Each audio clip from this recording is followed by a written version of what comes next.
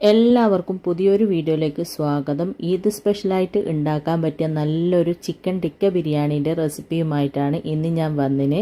എന്നും ഒരേപോലത്തെ ബിരിയാണി കഴിച്ച് മടുത്തെങ്കിൽ ഈ ഒരു ഈദിന് ഇതുപോലത്തെ ബിരിയാണി ഉണ്ടാക്കി നോക്കുക. നല്ല അടിപൊളി ടേസ്റ്റുള്ള നല്ലൊരു ബിരിയാണിയാണ് ചിക്കൻ ടിക്ക ബിരിയാണി. ഒരിക്കൽ ഉണ്ടാക്കിയാൽ വീണ്ടും വീണ്ടും നമുക്ക് ഉണ്ടാക്കി കഴിക്കാൻ തോന്നുന്ന നല്ലൊരു ബിരിയാണി കൂടിയാണ്. പിന്നെ ഈ ഒരു ഈദിന് ചിക്കൻ ബിരിയാണിയാണ് നിങ്ങൾ ഉണ്ടാക്കുന്നതെങ്കിൽ ഈ ഒരു രീതിയിൽ ഉണ്ടാക്കി നോക്കുക. അടിപൊളി ടേസ്റ്റാണ്. അപ്പോൾ നമുക്ക് വേഗം തന്നെ നോക്കാം എങ്ങനെയാണ് ഇത് ഉണ്ടാക്കുന്നതെന്ന്. അതിനു മുമ്പായിട്ട് ആരെങ്കിലും സബ്സ്ക്രൈബ് ചെയ്യാതെ വീഡിയോ കാണുന്നുണ്ടെങ്കിൽ അതുപോലെ എൻ്റെ വീഡിയോ ഇഷ്ടപ്പെടുകയാണെങ്കിൽ മറക്കാതെ ഒന്ന് സബ്സ്ക്രൈബ് ചെയ്ത് സപ്പോർട്ട് ചെയ്യണം. പിന്നെ ലൈക്ക് ചെയ്യാനും ഷെയർ ചെയ്യാനും മറക്കരുത്. ബിരിയാണി ഉണ്ടാക്കാൻ വേണ്ടിയിട്ട് ആദ്യം തന്നെ നമുക്ക് ചിക്കൻ ഒന്ന് മാരിനേറ്റ് ചെയ്ത് വെക്കാം. അതിന് വേണ്ടിയിട്ട് ഞാനിതാ ഒരു ബൗളിലേക്ക് 1.5 കിലോ ചിക്കൻ ചെറിയ കഷ്ണങ്ങളാക്കിയിട്ട് കട്ട് ചെയ്ത് നന്നായിട്ട് കഴുകി അതിൻ്റെ വെള്ളമൊക്കെ കളഞ്ഞെടുത്തിട്ടുണ്ട്. ഇതാ ഈ ഒരു വലുപ്പത്തിലാണ് കേട്ടോ കട്ട് ചെയ്തെടുത്തിട്ടുള്ളത്. നമ്മൾ കറിക്കൊക്കെ കട്ട് ചെയ്യുന്നില്ല, ആ ഒരു വലുപ്പമൊക്കെ നിങ്ങളുടെ ഇഷ്ടത്തിനനുസരിച്ചിട്ട് എടുക്കുക. ഇനി ഇതിലേക്ക് 1/2 ടീസ്പൂണോളം മഞ്ഞൾപ്പൊടിയും 2 ടേബിൾ സ്പൂണോളം കാശ്മീരി മുളക് പൊടിയും 1 ടീസ്പൂൺ മല്ലിപ്പൊടിയും 1 ടീസ്പൂൺ ചെറിയ ജീരകം പൊടിച്ചതും 1 ടീസ്പൂൺ കുരുമുളകിൻ്റെ പൊടിയും 1 ടീസ്പൂൺ ഗരം മസാലയും 1 ടേബിൾ സ്പൂണോളം ഇഞ്ചി വെളുത്തുള്ളി പേസ്റ്റ് 3 ടേബിൾ സ്പൂൺ തൈര് ചെറുനാരങ്ങൻ്റെ പകുതി ഇതിലേക്ക് പിഴിഞ്ഞു കൊടുക്കുക. പിന്നെ ഇതിലേക്ക് ആവശ്യത്തിനുള്ള ഉപ്പിട്ട് കൊടുക്കുക. പിന്നെ 1 ടേബിൾ സ്പൂണോളം കസ്തൂരി മേത്തി കൂടെ ചേർത്തിട്ട് ഇതെല്ലാം കൂടി നന്നായിട്ടൊന്ന് മിക്സാക്കി കൊടുക്കാം. കസ്തൂരി മേത്തി എന്ന് പറയുമ്പോൾ ഉലുവൻ്റെ ഇല ഉണക്കി പൊടിച്ചതാണ്. നമുക്ക് സൂപ്പർ മാർക്കറ്റിലെല്ലാം വാങ്ങിക്കാനായിട്ട് കിട്ടും. ഈ ഒരു ബിരിയാണിക്ക് അതെന്തായാലും ചേർത്ത് കൊടുക്കുക, നല്ലൊരു ടേസ്റ്റാണ്. അപ്പോൾ എല്ലാം കൂടി നന്നായിട്ടൊന്ന് മിക്സ് ചെയ്തെടുത്തിട്ടുണ്ട്. ഇനി നമുക്കിതൊരു അരമണിക്കൂർ മുതൽ 1 മണിക്കൂർ വരെ റെസ്റ്റ് ചെയ്യാനായിട്ട് അടച്ച് മാറ്റി വെക്കാം. വെക്കുന്ന സമയത്ത് ഫ്രിഡ്ജിൽ വെച്ചാൽ കൂടുതൽ നല്ലത്. ഇനി ബിരിയാണിക്ക് വേണ്ടിയിട്ടുള്ള അരിയൊന്ന് വെള്ളത്തിൽ കുതിർത്തി വെക്കണം. അതിന് വേണ്ടിയിട്ട് ഞാനിതാ ഇതുപോലെ ഒരു ബൗളിലേക്ക് 4 കപ്പ് ബസ്മതി റൈസാണ് ഇട്ട് കൊടുക്കുന്നത്. 250 ml കപ്പിന് 4 കപ്പാണ് എടുക്കുന്ന സമയത്ത് നല്ല നീളം കൂടിയ അരി നോക്കിയിട്ട് തന്നെ എടുക്കുക. ഇനി ഇത് നന്നായിട്ടൊന്ന് കഴുകി എടുത്തിട്ട് വരാം.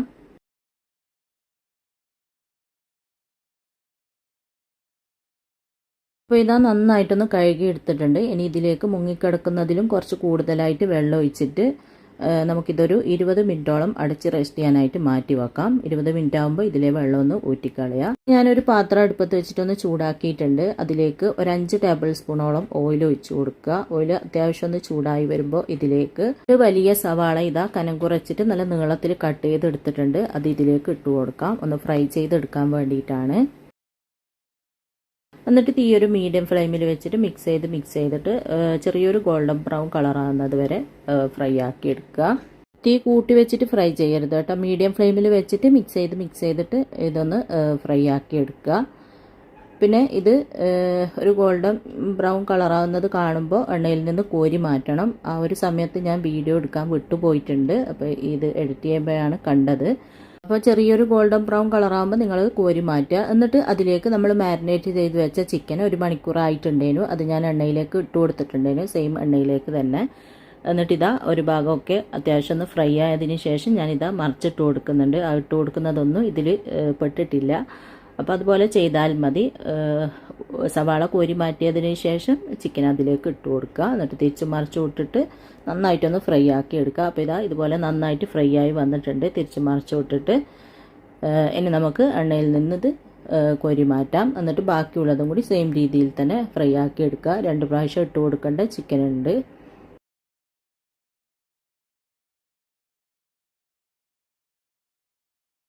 ചിക്കൻ മുഴുവനും ഫ്രൈ ചെയ്തതിന് ശേഷം ഞാൻ എടുത്തിട്ട് ഇതുപോലെ ഒരു ബൗളിലേക്ക് വെച്ച് കൊടുത്തിട്ടുണ്ട്. പിന്നെ നടുവിൽ ഒരു ചെറിയ കുഴി പോലെ ആക്കിയിട്ട് അതിലേക്ക് അലൂമിനിയം ഫോയിലും വെച്ച് കൊടുത്തിട്ടുണ്ട്.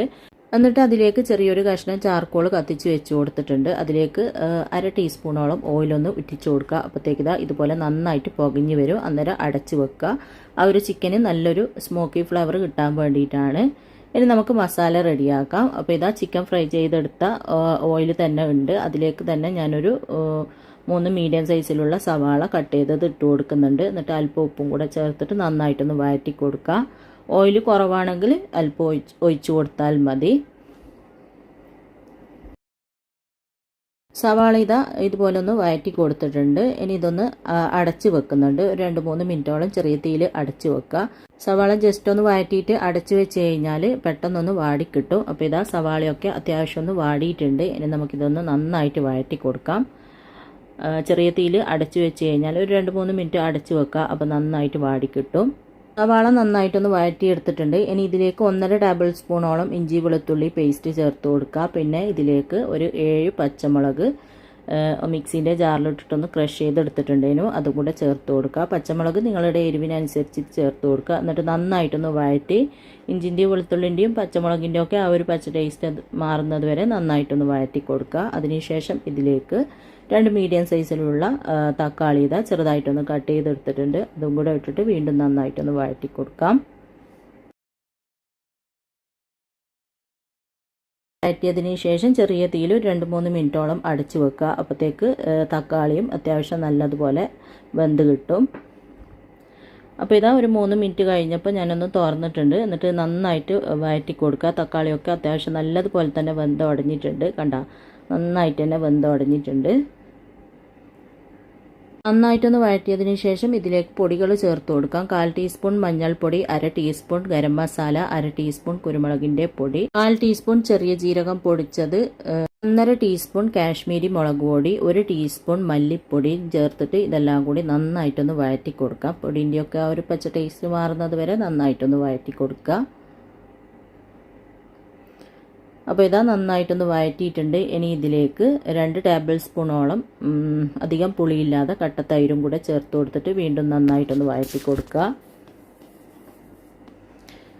തൈരും കൂടെ ചേർത്തിട്ട് നന്നായിട്ടൊന്ന് വഴറ്റിയതിന് ശേഷം നമ്മൾ ചിക്കൻ മാരിനേറ്റ് ചെയ്ത് വെച്ച ആ ഒരു പാത്രമില്ല, അതിൽ കുറച്ച് അതിൻ്റെ ആ ഒരു മസാല കിടക്കുന്നുണ്ട്, അത് ഞാൻ ഇതിലേക്ക് ഇട്ട് കൊടുക്കുന്നുണ്ട്. എന്നിട്ട് ഇതിലേക്ക് ഒരു 1/4 കപ്പ് വെള്ളം ഒഴിച്ചിട്ട് നന്നായിട്ടൊന്ന് മിക്സ് ചെയ്തതിന് ശേഷം അതും കൂടെ ഇതിലേക്ക് ഒഴിച്ച് കൊടുക്കുന്നുണ്ട്.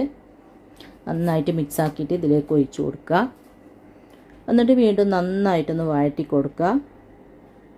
നല്ലതുപോലെ ഒന്ന് വഴറ്റിയതിന് ശേഷം ഉപ്പെല്ലാം നോക്കിയിട്ട് വേണമെങ്കിൽ ഉപ്പ് ചേർത്ത് കൊടുക്കുക. ഇതിൽ അല്പം ഉപ്പിൻ്റെ കുറവുണ്ടേനു, ഉപ്പും കൂടെ ചേർത്തിട്ട് വീണ്ടും നന്നായിട്ടൊന്ന് മിക്സ് ചെയ്തതിന് ശേഷം നമുക്കിത് ചെറിയ തീയിൽ 2-3 മിനിറ്റോളം അടച്ച് വെച്ചിട്ട് നന്നായിട്ടൊന്ന് തിളപ്പിക്കാം. അടച്ച് വെച്ചിട്ട് ഒരു 3 മിനിറ്റ് ആകുമ്പോൾ ഇതാ തുറന്നിട്ടുണ്ട്. നന്നായിട്ട് തിളച്ച് ഇതാ എണ്ണയൊക്കെ തെളിയുന്ന ആ ഒരു പരുവത്തിൽ ആയിട്ടുണ്ട്.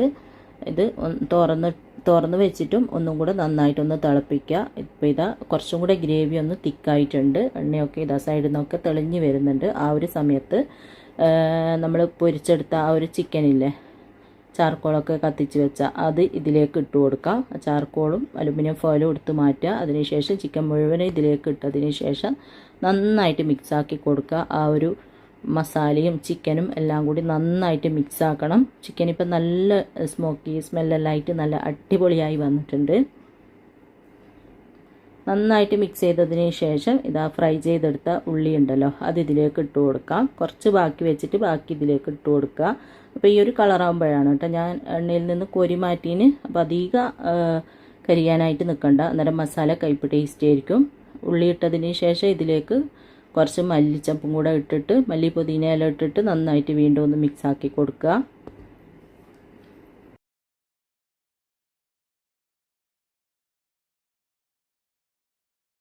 ഇട്ടിട്ട് നന്നായിട്ടൊന്ന് മിക്സ് ചെയ്തതിന് ശേഷം ഇതിലേക്ക് 1 ടീസ്പൂണോളം ഗീ കൂടെ ചേർത്ത് കൊടുക്കുന്നുണ്ട്. ഗീയും കൂടെ ചേർക്കുമ്പോൾ നല്ല ടേസ്റ്റാണ്. അപ്പോൾ 1 ടീസ്പൂണോളം ഗീയും കൂടെ ചേർത്ത് കൊടുക്കുക. എന്നിട്ട് വീണ്ടും നന്നായിട്ടൊന്ന് മിക്സ് ആക്കിയതിന് ശേഷം നമുക്കിതിലേക്ക് 1 ടീസ്പൂണോളം കസ്തൂരി മേത്തി കൂടെ ചേർത്ത് കൊടുക്കുന്നുണ്ട്. എന്നിട്ട് വീണ്ടും നന്നായിട്ടൊന്ന് മിക്സാക്കി കൊടുക്കുക. എന്നിട്ട് നമുക്ക് ചെറിയ തീയിൽ ഒരു 5 മിനിറ്റ് അടച്ച് വെക്കാം. ആ ഒരു ചിക്കനിലേക്ക് മസാലയൊക്കെ നന്നായിട്ട് പിടിക്കാൻ വേണ്ടിയിട്ട് 5 മിനിറ്റ് ആയപ്പോൾ ഞാനിതാ തുറന്നിട്ടുണ്ട്. വീണ്ടും നന്നായിട്ടൊന്ന് മിക്സാക്കി കൊടുക്കുക. അപ്പോൾ അടിപൊളി രുചിയിലുള്ള നല്ലൊരു മസാല ഇവിടെ റെഡി ആയിട്ടുണ്ട്. ഇനി അടുപ്പ് ഓഫാക്കിയതിന് ശേഷം ഇതൊന്ന് മാറ്റി വെക്കാം. എന്നിട്ട് നമുക്ക് ചോറ് റെഡിയാക്കാം. അതിന് വേണ്ടിയിട്ട് ഇതുപോലെ ഒരു പാത്രം അടുപ്പത്ത് വെച്ചിട്ടൊന്ന് ചൂടാക്കിയിട്ടുണ്ട്. അതിലേക്ക് 2 ടേബിൾ സ്പൂണോളം ഗീയും 2 ടേബിൾ സ്പൂണോളം ഓയിലും കൂടെ ഒഴിച്ചു കൊടുക്കാം. ഓയിലും ഗീ ഒന്ന് ചൂടായി വരുമ്പോൾ 2-3 ഏലക്കായി, 2 ഗ്രാമ്പു, ഒരു കഷ്ണം പട്ട, കുറച്ച് ചെറിയ ജീരകം, ടീസ്പൂൺ കുരുമുളക്, 2 ചെറിയ ബേ ലീഫ് ചെറുതായിട്ട് കട്ട് ചെയ്തിട്ട് ഇട്ട് കൊടുക്കുക. എന്നിട്ട് നന്നായിട്ടൊന്ന് വഴറ്റി കൊടുക്കുക. അതൊക്കെ ഒന്ന് മൂത്ത് വരുമ്പോൾ ഇതിലേക്ക് ചെറിയൊരു സവാള കട്ട് ചെയ്തത് ചേർത്തിട്ട് വീണ്ടും നന്നായിട്ടൊന്ന് വഴറ്റി കൊടുക്കുക. സവാള അത്യാവശ്യം ഒന്ന് മൂത്ത് വരുമ്പോൾ ഇതിലേക്ക് 1 ടീസ്പൂണോളം ഇഞ്ചി വെളുത്തുള്ളി പേസ്റ്റും കൂടെ ചേർത്തിട്ട് വീണ്ടും നന്നായിട്ടൊന്ന് മിക്സാക്കി കൊടുക്കാം. ഇഞ്ചിൻ്റെ വെളുത്തുള്ളിൻ്റെ ഒരു പച്ച ടേസ്റ്റ് മാറുന്നത് വരെ നന്നായിട്ട് വഴറ്റിയിട്ട് നമ്മൾ കുതിരാനായിട്ട് വെച്ച അരി ഉണ്ടല്ലോ, 20 മിനിറ്റ് ആയപ്പോൾ ഞാൻ അതിൻ്റെ വെള്ളമൊക്കെ ഒന്ന് ഊറ്റിക്കളഞ്ഞിട്ടുണ്ടേനു അരിപ്പയിലേക്ക്. അത് ഇതിലേക്ക് ഇട്ട് കൊടുക്കുക. എന്നിട്ട് തീ ഹൈ ഫ്ലെയിമിലാക്കിയിട്ട് 2 മിനിറ്റോളം നന്നായിട്ട് ഇതൊന്ന് വറുത്തെടുക്കുക. 2 മിനിറ്റെല്ലാം വറുക്കുമ്പോഴത്തേക്ക് നല്ലൊരു വറുത്തതിൻ്റെ മണം വരും, അരി വറുത്തതിൻ്റെ. അന്നേരം നമുക്കിതിലേക്ക് വെള്ളം ഒഴിച്ച് കൊടുക്കാം. അപ്പോൾ ഇതാ നമ്മൾ അരി വറുക്കാൻ തുടങ്ങിയിട്ട് 2 മിനിറ്റോളം കഴിഞ്ഞിട്ടുണ്ട്. ഇനി ഇതിലേക്ക് നമ്മൾ 4 കപ്പ് അരിയല്ല എടുത്തത്, അപ്പോൾ 1 കപ്പ് അരിക്ക് 2 കപ്പ് എന്ന അളവിനാണ് ഞാൻ വെള്ളം ചേർത്ത് കൊടുക്കൽ. അപ്പോൾ ആ ഒരു അളവിന് വെള്ളം ചേർത്ത് കൊടുക്കുക. ഒഴിക്കുന്ന സമയത്ത് നല്ല തിളച്ച വെള്ളം തന്നെ ഒഴിച്ച് കൊടുക്കുക. എന്നിട്ട് ആവശ്യത്തിനുള്ള ഉപ്പും ഹാഫ് ലെമൺ പിഴിഞ്ഞ് കൊടുക്കുക. പിന്നെ കുറച്ച് മല്ലിയില കട്ട് ചെയ്തത്, ഒരു 4 അധികം എരിവില്ലാത്ത പച്ചമുളക് ഇട്ട് കൊടുത്തിട്ടുണ്ട്. എന്നിട്ട് ഇതെല്ലാം കൂടി നന്നായിട്ടൊന്ന് മിക്സ് ചെയ്തതിന് ശേഷം ഇതിലെ വെള്ളം ഒന്ന് വറ്റാനായിട്ട് വെയിറ്റ് ചെയ്യാം. ഹൈ ഫ്ലെയിമിൽ തന്നെ വെച്ചിട്ട് വെള്ളം വറ്റിക്കാം.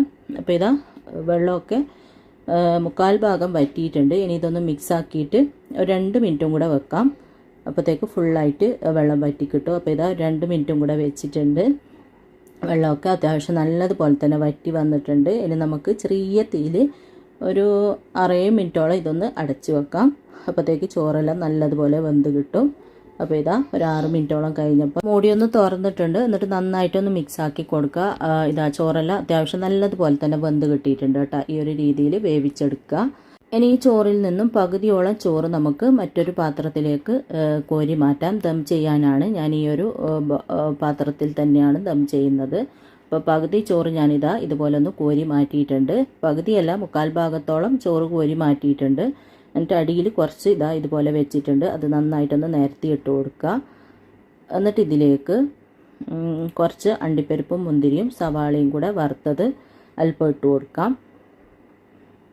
നമ്മൾ ചിക്കൻ ഫ്രൈ ചെയ്യാനായിട്ട് എടുത്ത ആ ഒരു എണ്ണയില്ലേ, അതിൽ തന്നെയാണ് ഞാൻ സവാള വറുത്തതിന് ശേഷം അണ്ടിപ്പരിപ്പും മുന്തിരിയും കൂടെ കുറച്ച് വറുത്തെടുത്തിട്ടുണ്ടായിരുന്നു. എന്നിട്ട് കുറച്ച് മല്ലിയില കട്ട് ചെയ്തത് ഇട്ട് കൊടുക്കുക. എന്നിട്ട് നമ്മൾ റെഡിയാക്കിയ മസാല ഉണ്ടല്ലോ, അതിതാ ഇതുപോലെ പകുതിയോളം ഇട്ട് കൊടുക്കുക.